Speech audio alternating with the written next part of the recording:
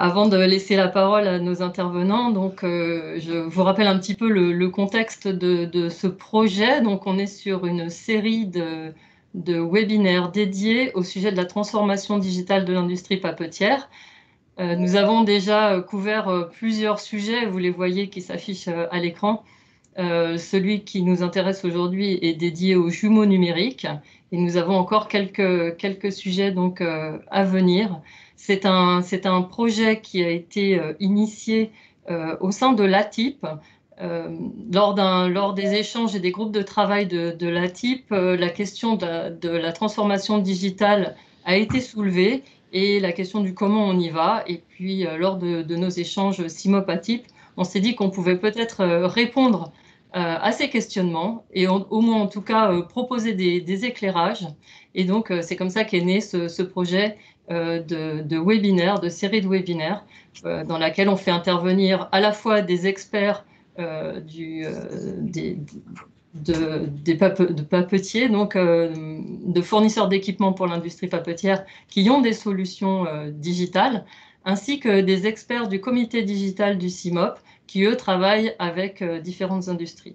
Voilà, donc ça vous permet d'avoir un double éclairage sur les questions que vous vous posez concernant la transformation digitale de l'industrie papetière. Aujourd'hui, donc, pour traiter des jumeaux numériques, nous avons le plaisir d'accueillir Anthony Gadiou de chez Metron,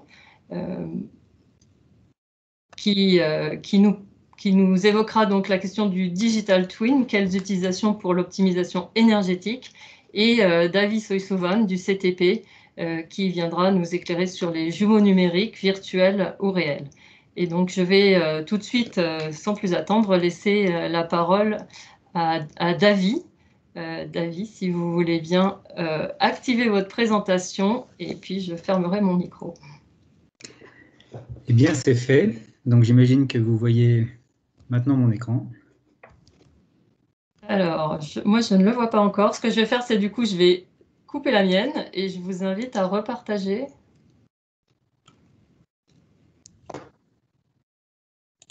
Eh bien, le voilà alors. Oui, c'est parfait. Très bien. Eh bien, bonjour à tous. Très heureux d'être là aujourd'hui à l'invitation donc du CIMOP et de l'ATIP pour parler et vous présenter les jumeaux numériques.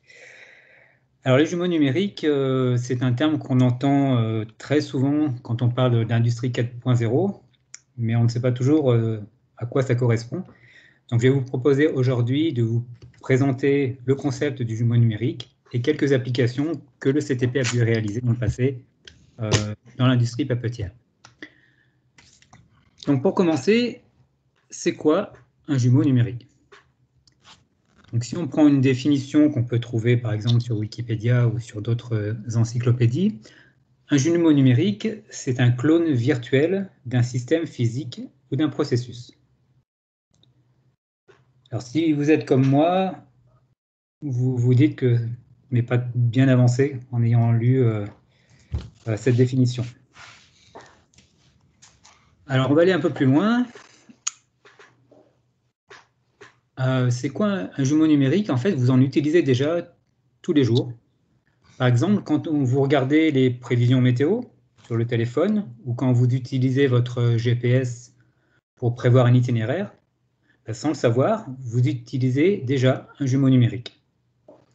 J'ai mis la carte, par exemple, de la météo de France pour aujourd'hui ou le trajet entre le CIMOP et le CTP. Derrière tout ça, il y a des jumeaux numériques. Alors, à quoi ça va servir un jumeau numérique? Un jumeau numérique, ça va servir à deux choses, essentiellement. La première chose, c'est de prédire le futur, c'est-à-dire anticiper et ajuster le futur en fonction de ce qu'on a anticipé. Donc, typiquement, il s'agit de répondre à des questions du type « Que se passera-t-il » ?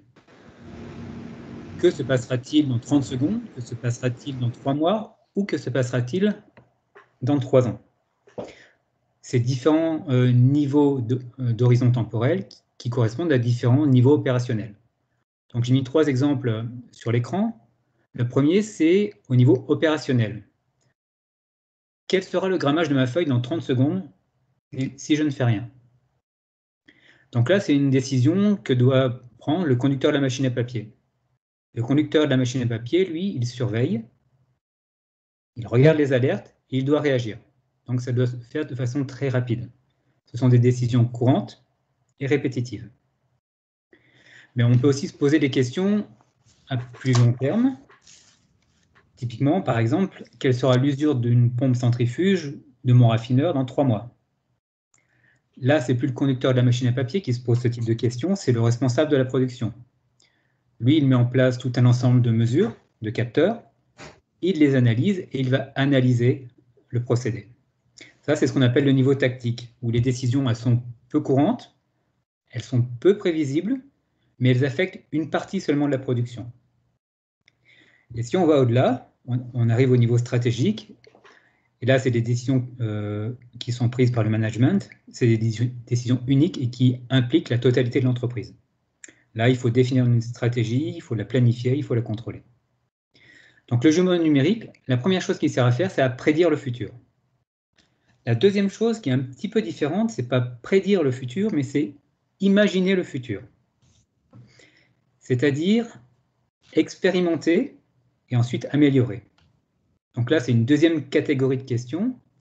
C'est pour pouvoir répondre à des questions du type « Que se passerait-il si je faisais une modification? Si je coupais tel tuyau? Si je rajoutais tel équipement ?» Donc là, on est dans une construction d'hypothèses et on regarde l'impact sur le procédé. Donc pareil, j'ai mis 3 questions qui pourraient intéresser 3 niveaux opérationnels différents. L'opérateur, lui, va se poser la question, si je montais la vitesse de production à 1200 mètres minute, qu'est-ce qui va se passer sur ma machine?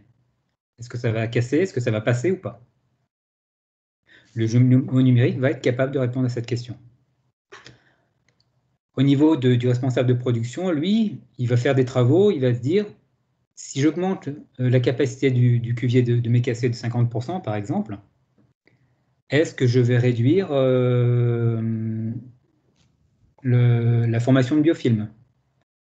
Est-ce que je vais réduire la consommation de biocides? Là encore, le jumeau numérique est capable de simuler ce genre de scénario et de voir ce qui pourrait arriver.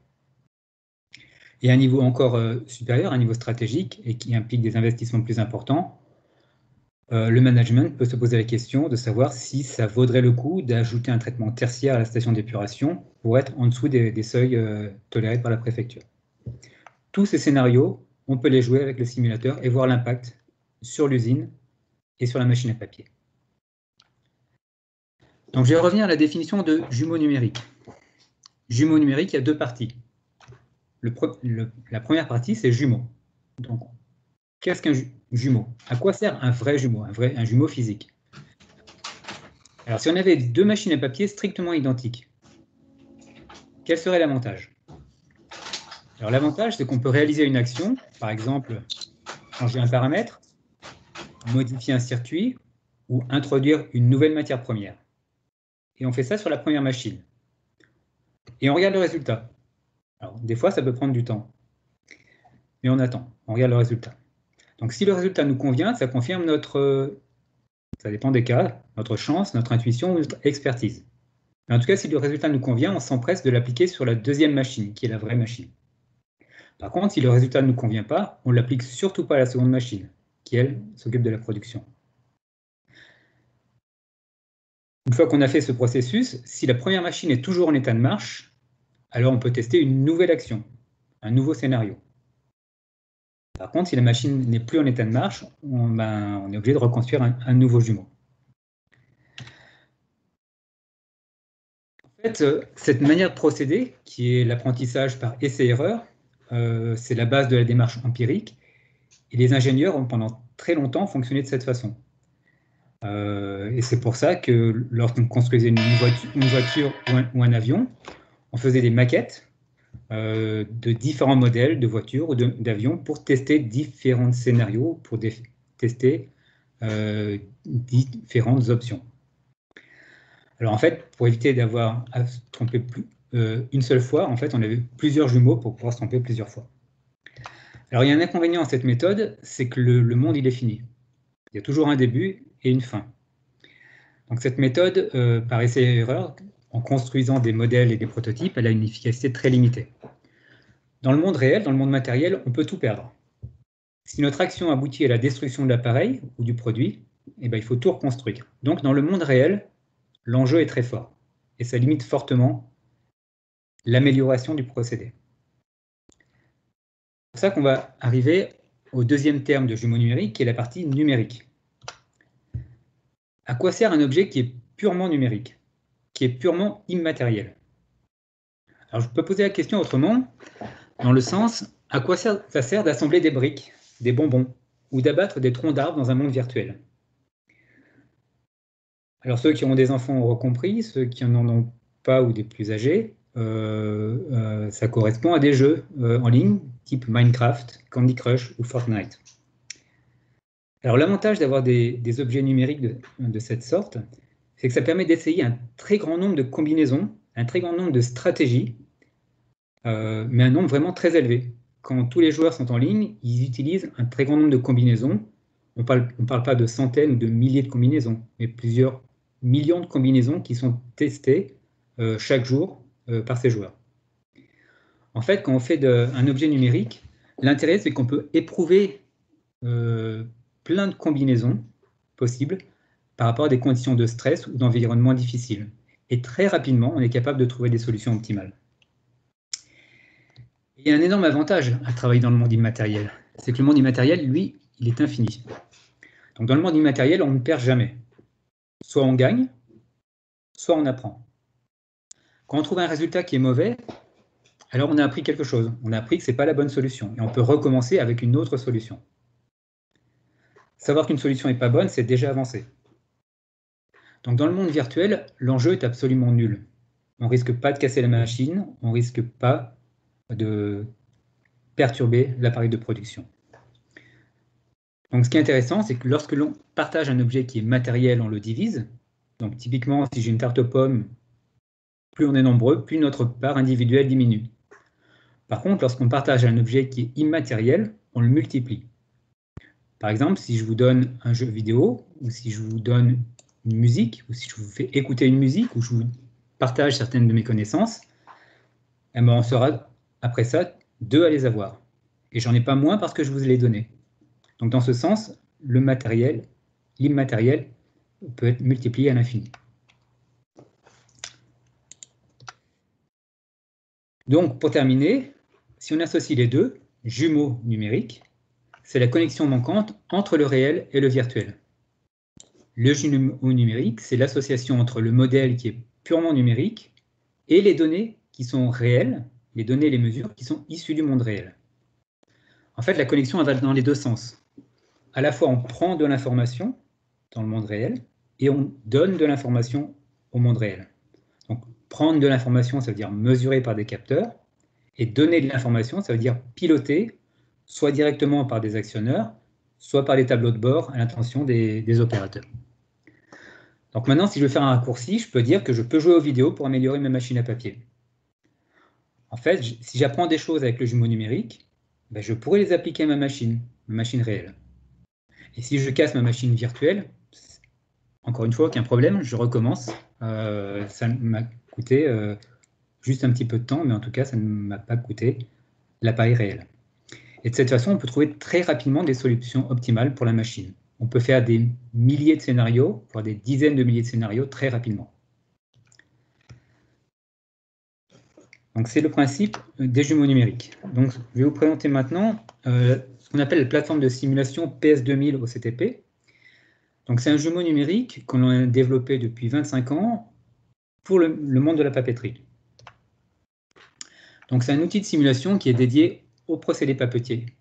On a développé tout un ensemble de bibliothèques qui contient aujourd'hui à peu près 200 équipements différents qui couvrent la totalité des appareillages qu'on peut trouver dans l'industrie papetière, et ce qui permet de calculer des équilibres volumiques, des équilibres massiques et chimiques des circuits, mais également tout ce qui est rejet d'effluents liquides ou massiques au niveau de la station d'épuration. Donc c'est vraiment quelque chose de très complet qui permet de simuler la totalité de l'usine. Alors comment ça se passe concrètement? Je vais vous montrer un exemple pour créer un modèle très simple. Donc là, c'est un modèle très simple qui est constitué d'un pulpeur, d'une cellule de flottation et d'un épaississeur, avec bien sûr les tuyaux qui les relient et les nœuds qui permettent de faire fonctionner cet équipement. Donc là, c'est très simple, il y a 3 équipements. Une fois que les équipements sont reliés, on choisit quels sont les types d'espèces chimiques que l'on souhaite suivre lors de cette modélisation. Donc bien sûr, pour un procédé papetier, on va toujours suivre les fibres, les charges. On peut aller dans un niveau de détail beaucoup plus important. On peut suivre les polluants, des encres, le carbonate de calcium, des additifs, des biocides, et tout un tas de paramètres chimiques qu'il est possible de suivre tout au long du procédé. Également, on peut rajouter des coûts sur les différents flux et sur les différents matériaux. Donc aujourd'hui, on a à peu près 150 espèces chimiques qu'on est capable de suivre. Une fois qu'on a fait ça, on a notre modèle. Alors évidemment, il y a des modèles qui sont plus compliqués. Là, vous voyez un flowsheet d'un modèle. Un vrai modèle, il a à peu près 10 ou 20 flowsheets différents, avec plusieurs centaines d'équipements différents qui modélisent la totalité de l'usine. Et en sortie de ça, après la modélisation, on sort les résultats de simulation dans un fichier Excel pour pouvoir exploiter et analyser. Donc, je vais vous montrer quelques exemples d'applications qui ont été réalisées au cours de ces 25 ans. Alors, parmi des centaines d'applications, j'en ai pris un petit peu certains qui sont représentatifs. Alors, un premier exemple sur lequel on peut parler, ce sont les bilans chimiques. Donc là, j'ai un exemple où on simule l'activité anaérobique en sortie du pulpeur avec la génération d'acide acétique. On a également ajouté tout ce qui est la partie traitement pour la régulation du pH avec l'injection de produits chimiques, avec 3 espèces dans ce cas-là. La machine à papier. Sous la machine à papier, il y a la partie aération. La partie aération, c'est là où l'eau va arriver en contact avec l'air et où va se précipiter le carbonate de calcium. Et puis, en sortie de machine, il y a la station d'épuration avec l'étage anaérobique et l'étage aérobique qui tous les deux sont simulés. Donc on peut simuler à la fois la cétogénèse, la méthanisation, mais également toute la partie conversion de DCO en CO2 et l'aération. Et de cette façon, on est capable, donc c'est le graphique qui est en bas à gauche, de simuler l'évolution du pH tout au long du procédé. Donc depuis la sortie du pulpeur, en suivant le long du procédé le pH, jusqu'au rejet au niveau de la station d'épuration. Donc là, vous voyez un graphique avec 2 courbes. Il y a une courbe qui est solide, qui sont les points mesurés, et en pointillé, c'est les points simulés. Donc on ajuste les paramètres du modèle de façon à faire coller les 2 modèles. Et une fois que les 2 modèles sont collés, on sait que notre simulation numérique correspond exactement à la réalité. Toujours dans les bilans chimiques, là j'ai 2 autres exemples. Le premier concerne des usines qui font du recyclage pour voir le recyclage des effluents. Et le deuxième concerne une usine de pâte vierge où on utilise des sels de magnésium pour réduire la précipitation de certaines espèces chimiques. Donc voilà, au niveau du CTP, pour faire tout ce travail-là, bien sûr, vous comprendrez bien qu'il y a des gens qui sont spécialistes en simulation, bien sûr, mais on s'appuie pour toutes ces thématiques sur les gens qui, eux, sont spécialistes dans leur domaine, soit du procédé papetier, soit sur les stations d'épuration. Donc c'est vraiment un travail à plusieurs mains pour pouvoir traiter des problèmes complexes de ce niveau-là. On a également travaillé au cours de ces études sur l'activité microbienne. Par exemple, on se posait la question de savoir quelle est la dégradation anaérobie de l'amidon. Donc là, de la même façon, on peut voir au cours du temps quelle est la dégradation de l'amidon dans les circuits. Le troisième exemple est totalement différent parce que le logiciel que l'on a est capable de faire de la modélisation à l'échelle macro. Alors, quand je dis macro, c'est vraiment très macro, c'est-à-dire à l'échelle du territoire français, à l'échelle de l'Europe ou au monde entier. Ici, par exemple, on avait été questionné sur la question si aujourd'hui il y avait une régulation qui est entrée en vigueur qui interdisait les huiles minérales. Dans combien de temps les huiles minérales disparaîtraient des circuits papetiers? Parce qu'il y a toujours des papiers qui sont en circulation et qui ramènent des huiles minérales de par le recyclage. Donc on a pu modéliser les échanges mondiaux de papier ou entre les différents continents et voir à partir si on décidait aujourd'hui d'arrêter les huiles minérales, quelle serait la rémanence des huiles dans les circuits et dans les papiers produits. On travaille également sur les aspects thermiques. Donc là, j'ai un exemple sur l'échange thermique entre une eau brute à réchauffer et un effluent à refroidir. Donc vous voyez en bleu un effluent à refroidir ici, qui va être rejeté. Et par contre, une eau brute qui est ici, qu'on va réchauffer par un échangeur thermique pour pouvoir être réutilisée et faire des économies d'énergie. Donc on est capable de dimensionner les échangeurs à mettre en place, voir l'impact également de l'endroit où on met l'échangeur et sélectionner l'endroit le plus approprié. Alors toujours sur cet aspect thermique, vous voyez ici, on voit la réduction de la température des rejets. Ici, on passe de l'ordre de 40 à 35 degrés. Voilà, on a perdu 5 degrés sur les rejets. Et on a pu, en récupérant les calories dans ces rejets, augmenter la température à 2 autres niveaux de la machine à papier. Alors les exemples, je pourrais les enchaîner très longtemps, parce qu'on en a fait plusieurs centaines, mais je vais continuer encore avec quelques-uns. Ici, il s'agit d'une usine qui fait du désancrage, et on regardait l'influence de la cellule de préflottation. Donc ça, c'est un exemple un peu ancien, mais qui avait donné des résultats très intéressants. Et par exemple, ici, on est capable de tracer des graphiques pour faire de l'optimisation, et on regardait la consommation spécifique d'eau fraîche et l'efficacité de la microflottation comme paramètre d'action. Et on regardait donc les colloïdes qui étaient présents. Donc là, je ne vais pas rentrer dans les détails, d'autant plus que je ne suis pas spécialiste de ce domaine-là, mais on est capable d'obtenir des informations.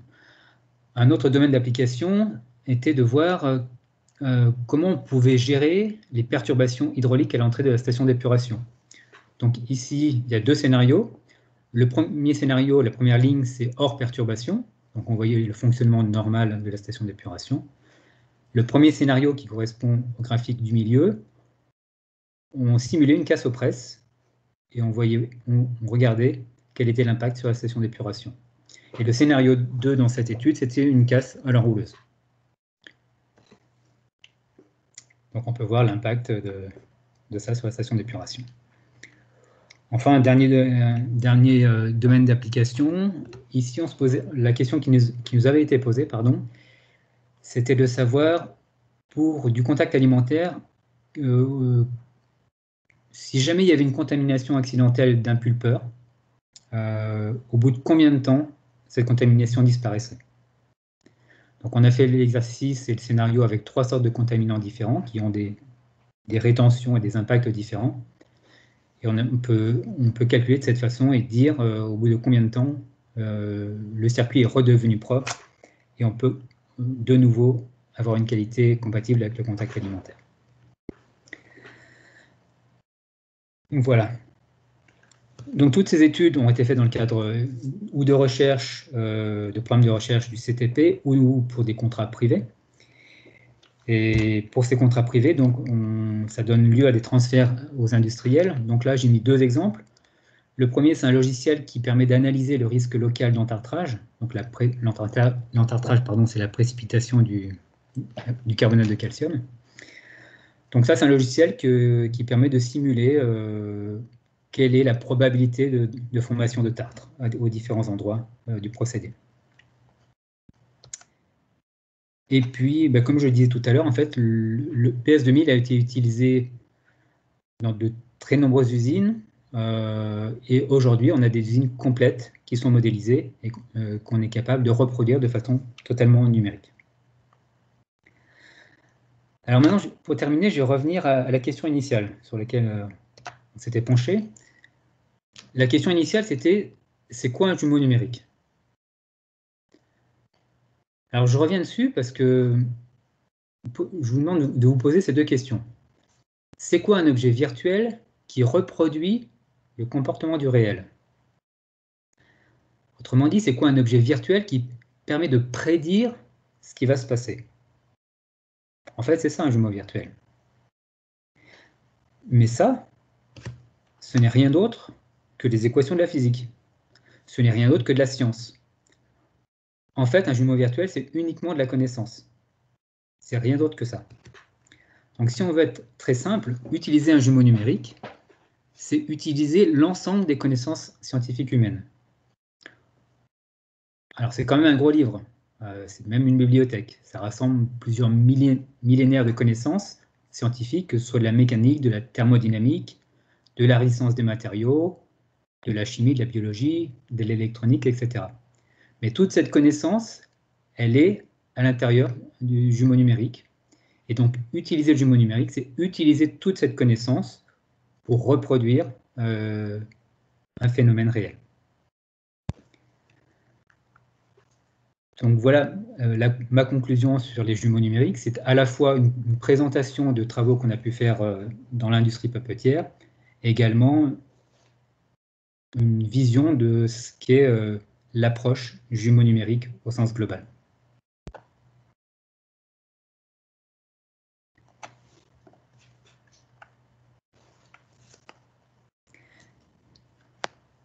Très bien, merci beaucoup Denis pour cette présentation tout à fait claire et bien illustrée de ce qu'est un jumeau numérique, et puis pour le panorama des multiples possibilités offertes par les jumeaux numériques.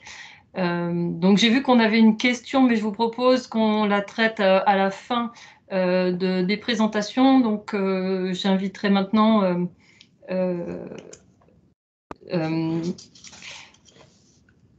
la présentation d'Anthony. Oui, voilà, j'inviterai Anthony à mettre en route sa présentation s'il le veut bien. Et puis je couperai mon micro. Oui. Bonjour Anthony, on voit votre présentation. Si vous pouvez juste la mettre en... Voilà, c'est parfait, en mode présentateur. C'est parfait, merci beaucoup. À tout à l'heure. Ok, super. Eh bien, bonjour à tous, je m'appelle Anthony Gadiou, je suis Chief Digital Officer chez Metron et donc je travaille sur la stratégie long terme de l'ensemble de nos produits et ce depuis 7 ans maintenant chez Metron. Donc pour répondre à cette question du jumeau numérique, qui d'ailleurs va vous permettre d'avoir on va dire une vision peut-être un petit peu différente, un petit peu plus focalisée en tout cas sur l'utilisation du jumeau numérique dans l'énergie, hein, ce qui est le propre et l'ensemble des services que l'on rend aux industriels aujourd'hui. Et il me semblait intéressant donc de comprendre pourquoi on va utiliser ces jumeaux numériques, comment ils peuvent se réaliser, sur quelle base technologique on s'appuie, et puis enfin de regarder un cas d'usage un petit peu concret. Voilà. Avant d'aller plus loin dans la présentation et les éléments, on va dire un petit peu de technique, je voulais vous présenter très rapidement ce que fait Metron. Donc, c'est une société qui a été créée en 2013 et nous proposons des solutions digitales aux industriels pour les aider à optimiser leur consommation énergétique, réduire leur empreinte CO2 et réduire aussi leurs coûts énergétique. Voilà. Et ça, c'est quelque chose que l'on fait à l'échelle mondiale. On a un certain nombre de filiales réparties un petit peu partout sur le territoire. Et aujourd'hui, on travaille avec plus d'une centaine de groupes industriels dans l'agro-food, comme par exemple avec Danone, mais aussi industrie verrière, industrie papetière. On a aussi fait pas mal de choses dans tout ce qui était sidérurgie, pétrochimie, etc. Voilà. Et nous, on est vraiment focalisé sur le volet énergétique et environnemental. Donc on travaille avec ces industriels en direct et on a aussi un certain nombre d'alliances, notamment avec des facility managers, comme par exemple Dalkia en France, Edison en Italie, et puis d'autres utilities en Corée et au Japon. Voilà, c'était pour la petite parenthèse Metron. Et maintenant, je vous propose d'avancer un petit peu plus loin sur les utilisations de ce Digital Twin, parce que c'est ça qui est intéressant aussi, c'est de regarder dans quel contexte on utilise ces Digital Twin. Et là, je souhaitais vous présenter donc quels services on va pouvoir fournir au-dessus de ce Digital Twin. Ces services, on a choisi de les découper en 3 grands volets. Le premier, c'est tout ce qui va être Energy Management digitalisé. Donc là, on est sur de la collecte des données industrielles. On va créer des KPI, des supports à l'ISO 50001 et donc, on va dire un monitoring et un suivi de la performance énergétique. Ensuite, sur un degré de maturité un petit peu plus avancé, on va travailler sur des baselines et un suivi un petit peu plus granulaire de cette performance dans l'objectif de l'optimiser. Donc là, on va utiliser des technologies du machine learning, donc une approche statistique, grâce à laquelle on va détecter les paramètres qui sont ou qui peuvent influencer les consommations énergétiques dans l'objectif de les optimiser. Et enfin, le dernier volet, c'est l'optimisation énergétique. Alors, c'est optimisation énergétique, c'est optimisation de mix énergétique et tout ce qui va tourner autour de la réduction des émissions. Voilà. Et là, on est donc dans l'utilisation d'algorithmes et d'intelligence artificielle pour optimiser les consommations. Et donc, on va faire un certain nombre de recommandations en temps réel aux industriels, aux opérateurs, pour qu'ils optimisent leur process et qu'ils, on va dire, produisent même quantité à même qualité, mais qu'ils consomment moins. Voilà. Et on peut même aller jusqu'à du pilotage. Voilà. Maintenant qu'on a vu un petit peu à quoi va nous servir ce Digital Twin, eh bien, je vous propose de faire un petit focus sur l'une des technologies sur laquelle on s'appuie. Et c'est d'ailleurs, en quelque sorte, ça a été la raison de la création de Metron, c'est-à-dire utiliser ces nouvelles technologies de l'intelligence artificielle au service de la gestion énergétique. Donc, quand on parle d'IA aujourd'hui, et c'est ce que l'on voit dans quasiment tous les médias, et c'est d'ailleurs limitant, mais aujourd'hui, on raisonne IA comme machine learning. Et si on reprend d'ailleurs ce qui a été présenté par Davy, on voit que finalement, intelligence artificielle est un spectre de technologie qui est beaucoup plus large que le machine learning. Cependant, il présente tout de même des avantages et aussi ses limites, et c'est ce que je vous propose de regarder ici. Donc si on reprend finalement le fonctionnement ici d'un workflow de data science, puisque c'est bien ça dont il s'agit, on va dans un premier temps collecter la donnée et ensuite le data scientist va travailler sur cette donnée, va lui donner un sens métier. Dans notre cas, ce sera plutôt un sens énergétique et aussi en rapport avec le domaine d'expertise de nos clients. Puis il va préparer cette donnée. Donc là, il va y avoir une étape de nettoyage, il va falloir enlever les données aberrantes, etc. Et ensuite, une phase de modélisation où il va tester un certain nombre d'algorithmes du machine learning en passant donc de la simple régression linéaire jusqu'au réseau de neurones. Et si le contexte est complexe et si on a beaucoup de données, pourquoi pas aller jusqu'à du deep learning. Un ensemble de technologies qui sont aujourd'hui utilisées dans la vie courante. Quand vous prenez votre smartphone, typiquement tout ce qui va être reconnaissance de visage, d'image, etc., c'est basé là-dessus. Une fois que ces modèles sont créés, qu'on s'est assuré qu'ils étaient assez performants, on va les déployer et les utiliser dans le champ opérationnel. Et donc, cette approche et ces technologies du machine learning sont très intéressantes pour nous en énergie parce qu'elles vont nous permettre d'avoir une approche différente de ce qu'il y a eu jusqu'à maintenant. C'est-à-dire que on va dire, avant ces 10 dernières années, on avait une approche et un raisonnement en tant qu'ingénieur expert en énergie, où on allait utiliser des modélisations et des formules plutôt d'ordre physique, mathématique, thermodynamique, mécanique, etc. Et là, grâce à ces nouvelles technologies, on a une approche qui peut se concentrer sur la donnée, et ça nous permet d'avoir un nouveau regard quant à ces optimisations énergétiques, et donc de comprendre un petit peu différemment ces utilisations de l'énergie, et donc de trouver de nouvelles optimisations énergétiques. Cependant, il y a des limites. Donc tout ce processus, ce workflow-là est assez chronophage. Il est non réplicable dans le sens où une fois que vous avez créé un premier modèle sur une machine, et bien s'il faut le faire sur la machine d'à côté, c'est quand même pas gagné, et globalement il va falloir recommencer de zéro. C'est peu résilient dans le sens où s'il y a un changement de contexte, eh bien, il est possible que le modèle perde en fiabilité. C'est ouvert, et encore aujourd'hui d'ailleurs, on va dire uniquement à des experts. Hein, c'est encore beaucoup que des data scientists qui peuvent utiliser ces technologies-là. Et nous, dans notre cas, c'est-à-dire l'énergie, ça ne permet pas de répondre à tous les enjeux. C'est-à-dire qu'on est toujours obligé de coupler ces technologies de l'intelligence artificielle avec d'autres technologies, d'autres algorithmes et des modélisations plus physiques et énergétiques. Du coup, nous, on va vraiment travailler sur cette intelligence artificielle que l'on souhaite la plus autonome possible, dans l'idée d'en développer un Energy Virtual Assistant, c'est-à-dire une plateforme digitale qui va permettre d'augmenter l'utilisateur, de l'aider dans ses tâches au quotidien pour optimiser son énergie sur son site industriel et sur l'ensemble de ses lignes de production et de ses machines. Et c'est dans ce cadre-là que l'on développe un Digital Twin, que vous pouvez voir ici, qui est finalement la combinaison de trois niveaux digitaux, trois niveaux de données sous format digital. La première, ça va être la donnée. Donc là, on va collecter toutes les données industrielles, internes ou externes au site. Ensuite, on va réaliser ce qu'on appelle une cartographie énergétique. Et bien là, ça va consister...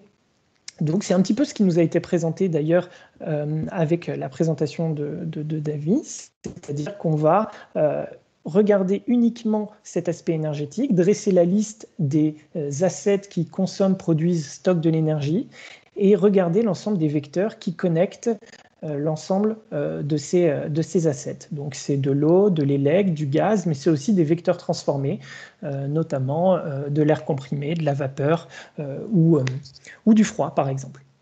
Et donc ça, c'est très important parce que ça va nous donner le contexte de l'usine. Voilà. Là où l'approche machine learning est très générique, et donc elle a ses limites, eh bien on va chercher à venir la compléter grâce à une approche très spécifique et grâce à cette cartographie énergétique. Voilà. Donc ça va permettre déjà de combler un certain nombre de manques à l'approche uniquement machine learning.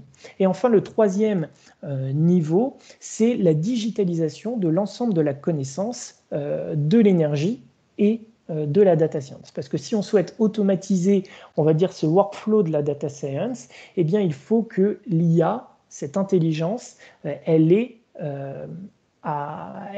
sous forme digitale. Il y a aussi les connaissances qui sont nécessaires pour réaliser ces modèles-là. Donc voilà, chez Metron, ce que l'on intègre de notre Digital Twin. Et ensuite, intelligence artificielle et Energy Manager peuvent travailler de pair pour créer des prédictions, créer des simulations, des benchmarking, des détections de dérives par exemple, et donc très rapidement se projeter sur des actions de suivi, de pilotage, pourquoi pas de trading et de réinvestissement de nouvelles assets par exemple, et donc ces suivis d'actions concrètes pour générer des gains très rapidement. Et donc l'image un petit peu globale de ce qu'on crée en termes d'intelligence artificielle, eh bien c'est la combinaison donc, du machine learning et des ontologies. Donc le machine learning, c'est vraiment ce qui va donner une capacité d'apprentissage à la technologie, et les ontologies, c'est ce qui va plutôt lui donner une capacité de raisonnement. C'est là, ce sont des bases de données dédiées au stockage et à la structuration de la connaissance humaine. Et donc c'est vraiment la combinaison de ces deux technologies qu'on va appeler Digital Twin, et qui vont donc permettre d'intégrer aussi bien des connaissances et des expertises métiers que des données, pour, in fine, interagir directement avec les machines ou interagir avec des opérateurs pour pousser par exemple des recommandations et optimiser l'énergie en temps réel. Donc, on a pas mal vu les aspects de machine learning. Je vous propose maintenant de faire un petit focus sur l'aspect ontologique. Et donc, ce sont vraiment des bases de connaissances totalement digitalisées et qui vont répondre à un besoin d'ajouter du contexte métier et des connaissances métiers. Donc, dans ces ontologies, on va notamment stocker tout ce qui est connaissance en énergie, c'est-à-dire les grands principes de la thermodynamique, de la mécanique, les concepts clés, les règles, les formules physiques. On intègre par exemple tout un tas d'ontologies standardisées, notamment les ontologies de la NASA, qui vont nous servir pour passer d'une unité à une autre, et donc convertir des données en d'autres données sous d'autres formats, par exemple. De l'autre côté, on va intégrer l'ensemble des technologies du machine learning, donc qui sont plus des connaissances liées donc à la statistique et au modèle. Et enfin, on aura donc des connaissances sur les procédures qui vont nous permettre donc de gérer les combinaisons entre ces deux grands univers, on va dire. Et ensuite, on va aussi greffer des informations qui, on va dire, contrairement à ces connaissances-là sont génériques, celles-ci vont être très spécifiques et propres au site industriel. Donc, ça va être l'ensemble des données, mais aussi l'ensemble des métadonnées, c'est-à-dire la signification de ces informations et la fameuse cartographie énergétique. Voilà. Et grâce à cela, grâce à l'ensemble de ces connaissances digitalisées qui représentent un niveau du digital twin, eh bien, on va être capable de créer une IA, un assistant virtuel qui va créer du contenu automatiquement pour l'Energy Manager. Ça passe par des nouveaux KPI, des nouveaux dashboards, créer automatiquement des alarmes, des détections de dérives, pourquoi pas des prédictions, et tester un ensemble d'analyses pour, in fine, détecter des optimisations énergétiques, mais aussi des simulations.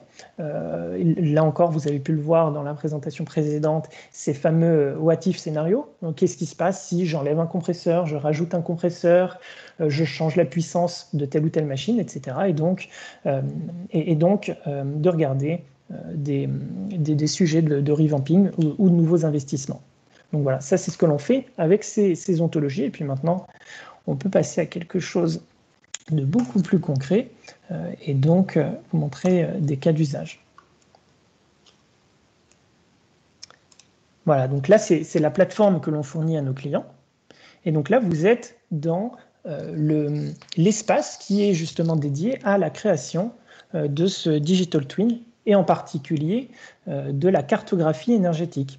Donc ici, vous pouvez voir, les carrés représentent des assets et les lignes ici vont représenter des vecteurs énergétiques qui vont être entremêlés, interconnectés ensemble. Voilà. Et donc là, l'utilisateur va donc pouvoir créer finalement cette représentation virtuelle énergétique de son site industriel. C'est ce que vous pouvez voir ici, et avec l'ensemble des informations propres aux machines qui y sont rattachées.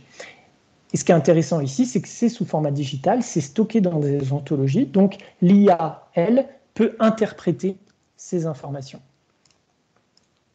Voilà. Et si on souhaite continuer à mapper de nouvelles informations, eh bien, on cherche à en rajouter, et là, on arrive dans une librairie donc, qui contient l'ensemble des assets. Voilà, c'est ce que l'utilisateur ici est en train de faire. Et ensuite, c'est rajouté et on l'interconnecte au schéma existant.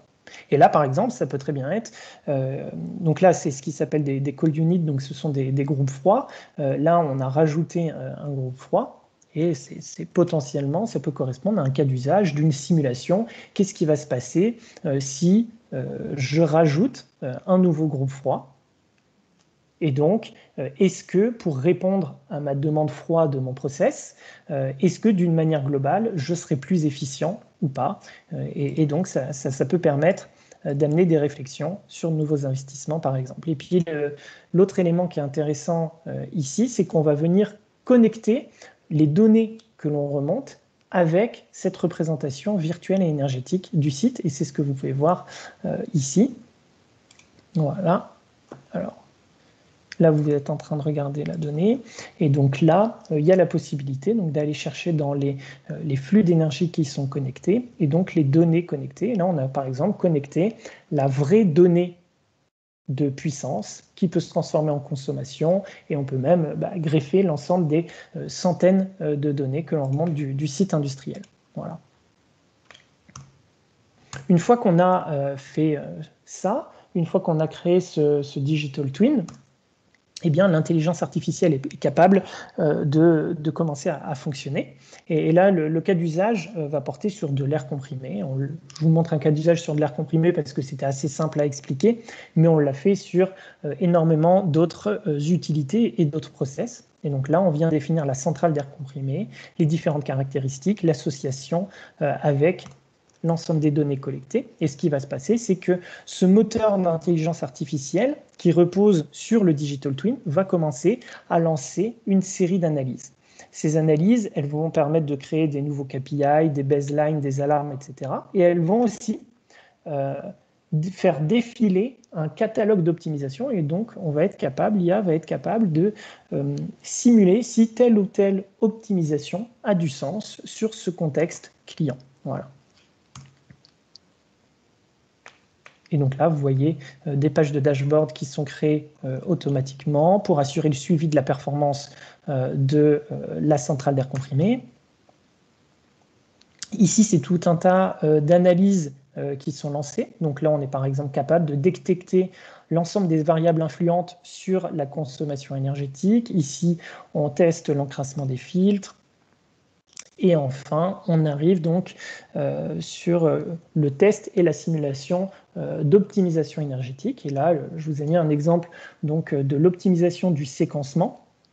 Donc ici, l'IA va chercher à regarder si la combinaison des compresseurs qui sont enclenchés pour produire une certaine quantité d'air comprimé est la bonne, ou s'il n'y a pas d'autres combinaisons, d'autres compresseurs qui pourraient exister, qui seraient plus efficaces, plus efficientes en énergie. Voilà. Et c'est intéressant parce que c'est une approche statistique, mais cette approche statistique, elle est réalisée quand même dans un cadre énergétique, grâce à des connaissances énergétiques, et tout ça, c'est le digital twin qui va les apporter. Voilà. Et je vais en terminer avec cette présentation. Je vous remercie de m'avoir écouté et n'hésitez pas si vous avez des questions.